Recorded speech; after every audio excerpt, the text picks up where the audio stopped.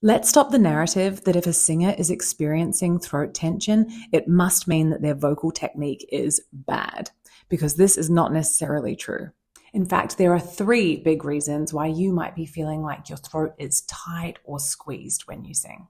I'm going to share them with you in this video, but I'm also running a free masterclass that goes into way more depth in this topic on Saturday, 11th of May. So if you want to be a part of that, just comment the words tension free below this video and I will send you all the details. Okay, so reason number 1 that you might be experiencing throat tension as a singer is that your vocal technique is inefficient. Notice how I did not say bad.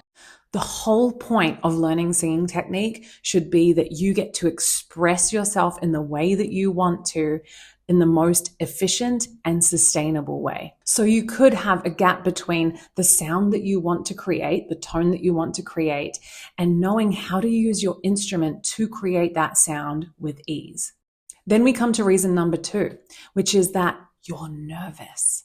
So a really easy way to tell if this is what's going on for you is if you can sing the same song or the same exercise in practice, but when you go to sing it in front of others, whether it's on stage, in the recording studio, in an audition, you notice that that is when the tension comes in. That tells you that it's a symptom of stage fright or performance anxiety. And reason number 3 is cognitive dissonance, or when your ideas or beliefs, particularly about yourself, can get in the way. So for example, you might really want to create high, powerful, belting type of sounds when you sing, but you hold a belief that being loud could be perceived as annoying or aggressive. Often when singers have been told that they're too loud, or they got in trouble for speaking up, or maybe they were praised for being quiet or compliant, this can create friction with the desire to take up space with your voice.